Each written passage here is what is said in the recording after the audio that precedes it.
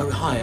Right, we just pinched someone out of another session. I'm with, here he is, look, Andy Mitchell, co-production manager at NHS Elect. Now, I've got to be honest, I had no idea what NHS Elect is, but what it's all about is this. It's the improving the emergency care for the frail older people. It's the improving the emergency care for the frail older people.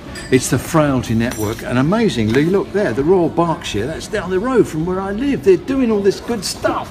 Andy, tell us about it, because frail elderly at the heart of the NHS problems, aren't they really? Yeah, so they're a hugely underserved part of the cohort of patients within the NHS, obviously. Yeah. And what we're focusing on in the Frailty Network is setting up systems where their care can be really optimised, really made efficient.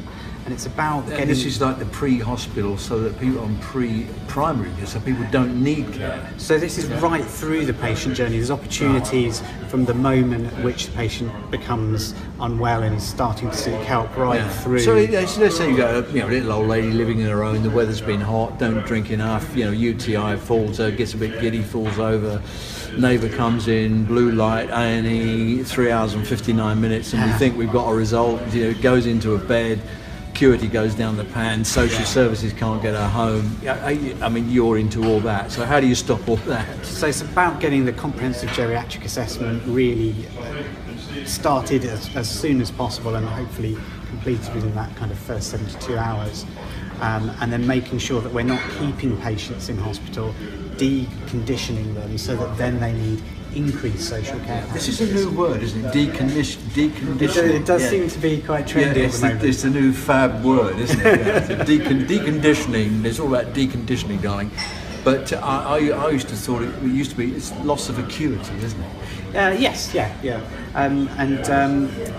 My colleague Ian Sturgis talks about your risk of mortality if you're admitted to hospital when you're over the age of 85, and just encouraging people to think, if you've got maybe 1,000 days left to live, how many of them do you want to spend in hospital? The importance of the last 1,000 days, we've covered some stuff on that in the Academy of Fabulous stuff. Yes, yeah. So what about, stopping incidents happening in the first place? Some places now are targeting what they think will be people at risk, aren't they, and putting services in first. So the work that's been going on in the network is mainly focused around when the patient's actually arrived in hospital, but there are some interesting models where they're really joining up that community provision as well, and being able to identify those patients who are more likely to have a deterioration or some kind of event. And the Vanguard's doing quite well with that, aren't they? Yeah, the Vanguard's doing. Interesting stuff. So we'll put your website up, and hopefully it'll create some interest. So Andy, thank you very much.